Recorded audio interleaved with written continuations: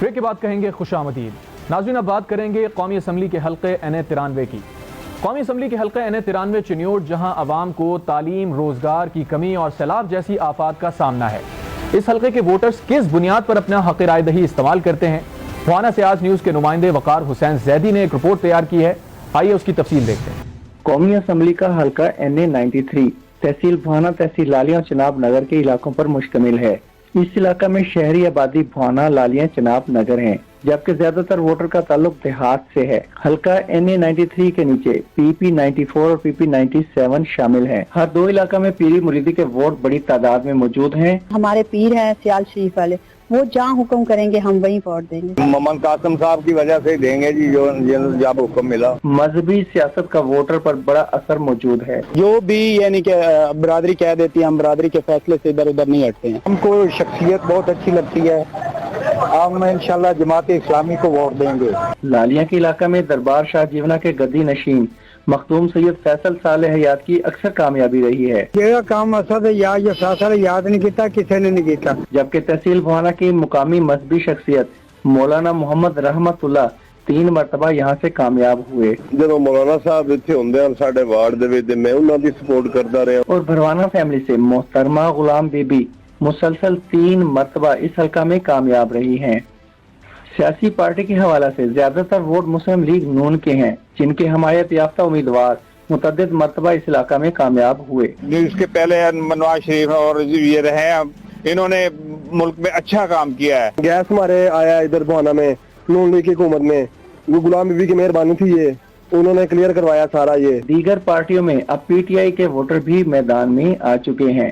اس وقت ہم خان کے ساتھ ہیں، اور اس نے جس کو بھی ٹکٹ دیا، لالی کو دے دے، کسی کو بھی دے دے، ہم اس کو ووٹ دیں گے۔ پہلی بار میں نے ووٹ ان کو ہی دینا۔ ہمارا ووٹ جو ہے وہ پی ٹی آئی کو ہے، تحریک انصاف۔ اس حلقہ میں ووٹر اپنے حلقے کے سابق منتخب نمائندوں سے نالاں بھی نظر آتے ہیں۔ میں کسی کو ووٹ نہیں دوں گی کیونکہ میرا ووٹ بنتا ہی نہیں ہے۔ جتنی مہنگائی ہے، جتنا ان لوگوں نے ناک پہ کیا ہوا ہے نا، میں ووٹ دینا ہی نہیں چاہتی۔ نہیں کوئی فائدہ نہیں ووٹ دینے کا۔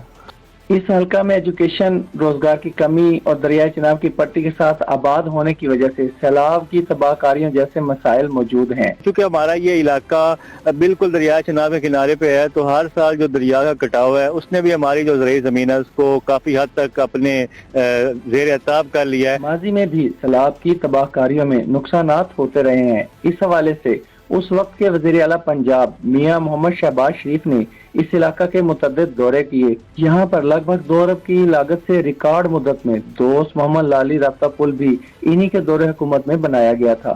2018 کے الیکشن میں یہاں پر لالی خاندان کے محترم غلام محمد لالی کامیاب ہوئے، جبکہ ان کے قریب ترین امیدوار غلام عباس نسوانا تھے۔ آئندہ الیکشن میں بھی یہ دونوں امیدوار اپنے حلقے میں اپنی الیکشن کمپین جاری رکھے ہوئے ہیں۔ این-93 کے لوگوں کی رائے تو آپ نے جان لی، یہاں پر جیت کس کا مقدر ہوگی اس کا فیصلہ تو الیکشن والے دن ووٹر ہی کرے گا۔ کیمرہ ٹیم کے ساتھ وقار حسین، آج نیوز بھوانا۔ بالکل ناظرین، یہ رپورٹ آپ نے دیکھی، وقار حسین ہمارے ساتھ موجود ہیں۔ وقار بتائیے گا یہاں پر کیا عام طور پر ٹرینڈ دیکھا جاتا ہے، لوگ کس بنیاد پر ووٹ کاسٹ کرتے ہیں اور کون سی یہاں پر سیاسی جماعت تگڑی ہے؟ یہاں پر ہمیشہ سے ہی شخصیت پرستی اور برادری ازم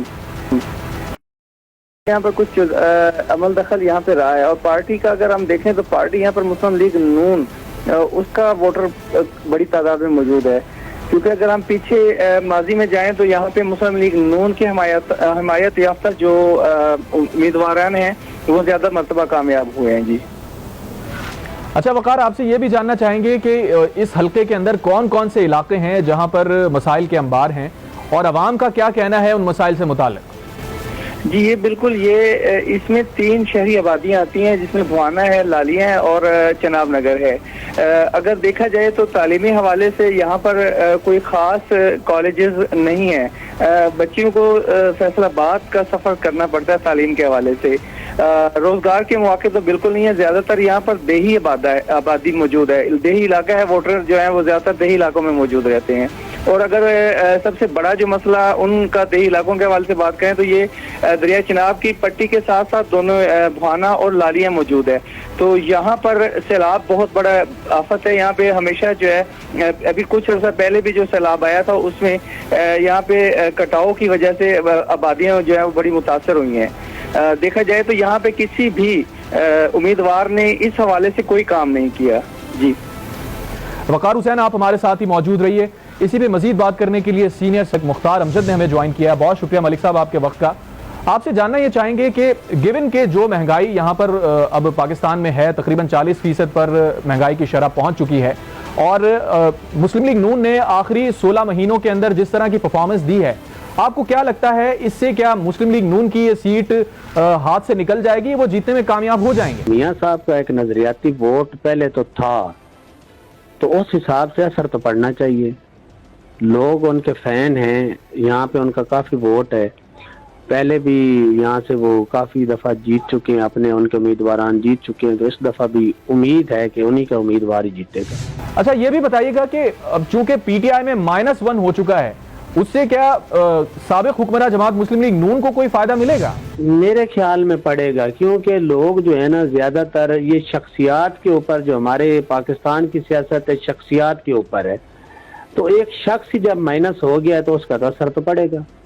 اچھا ملک صاحب یہ بھی بتائیے گا کہ جس طرح سابق وزیر اعظم نواز شریف ووٹ کو عزتوں کے نظریے پہ چل رہے تھے، پبلک کی بہت زیادہ سپورٹ انہیں ملی تھی، لیکن اس بار الیکشن 2024 کے اندر جو نیریٹو، جو بیانیہ ان کا سامنے آیا ہے وہ بالکل مختلف ہے۔ ووٹ کو عزت دو کے بجائے اب وہ مفاہمتی سیاست کرتے ہوئے نظر آ رہے ہیں، تو آپ کو کیا لگتا ہے حلقے میں نظریہ جیتے گا یا ایک بار پھر سے پرسنالٹی اورینٹڈ جو چیزیں ہیں انہیں فروغ ملے گا؟ پنجاب کی عوام تو ایک امید اور آس پہ بیٹھی ہے کہ میاں صاحب آئیں گے اور ہماری جو مشکلات ہیں ان میں کمی آئے گی، جیسے مہنگائی کا طوفان ہے، اشیاء خورد و نوش کی جو اشیاء مہنگی ہوئی ہیں، عوام تو یہی امیدیں لگا کے بیٹھی ہے کہ میاں صاحب آئیں گے اور ہماری مشکلات میں کمی ہوگی اور اشیاء خورد و نوش اور اشیاء ضروریہ کی قیمتیں وہ کم ہوں گی۔ اچھا ملک صاحب یہ بھی بتائیے گا کہ اب جو موجودہ پولیٹیکل سچویشن بنی ہوئی ہے، اس میں پنجاب میں پی ٹی آئی کو آپ کیا سمجھ رہے ہیں، کتنی نشستیں ملیں گی؟ اس حوالے سے آئیڈیا دیکھیں، پنجاب میں جتنی نشستیں ہیں ان میں سے زیادہ گورنمنٹ تو خیر انہوں نے بنانی، نون لیگ ہی بنائے گی، باقی 50-60 وہ سیٹیں لے جائیں گی۔ اچھا ساتھ ساتھ آپ سے یہ بھی جاننا چاہیں گے کہ اب چونکہ الیکشن ہوں گے، پنجاب پاکستان کا سب سے بڑا صوبہ ہے اور سب سے زیادہ نشستیں یہاں پر ہیں، تو پنجاب اسمبلی میں اس الیکشن کے بعد آپ کو کون سی پارٹی اکثریت میں نظر آ رہی ہے؟ پنجاب میں فی الوقت جو ہوا چل رہی ہے، یہ حالات و واقعات ہیں، جو وقت چل رہا ہے، وقت کے حساب سے تو جو آئے ہیں انہی کا ہی ہے سب کچھ، جو اوپر سے آئے ہیں، جو باہر سے آئے ہیں، انہی کا ہی سب کچھ ہے۔ اچھا یہ بھی بتائیے گا کہ پاکستان کی جو سیاست ہے اس میں عام طور پہ یہی دیکھا گیا ہے کہ جو وفاق کی حکومت ہوتی ہے، اور خاص طور پر پنجاب میں جس کی حکومت ہوتی ہے، پھر جو بلدیاتی انتخابات ہوتے ہیں یا دیگر چیزیں ہوتی ہیں، وہی پارٹی بہت زیادہ آگے نظر آتی ہے، اسی کو لوگ ووٹ دیتے ہوئے نظر آتے ہیں۔ تو ریجن وائز اگر ہم اس صوبے کی سیاست کی طرف بات کریں تو کس طرف سیاست دکھ رہی ہے آپ کو؟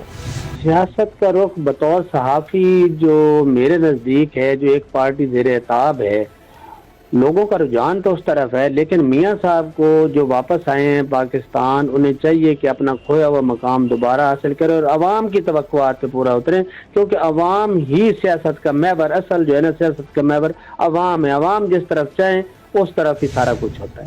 تو ناظرین، NA93 چنیوٹ کی صورتحال ہم نے جانی، اور ہمارے ساتھ موجود رہے وقار حسین، آج نیوز کے نمائندے، بھوانا سے ہمیں جوائن کیا تھا، اور سینئر صحافی ملک مختار امجد نے بھی ہمیں جوائن کیا تھا۔ آج کے پروگرام میں ہم نے NA93 چنیوٹ کی بات کی اور NA39 بنو کی بات کی۔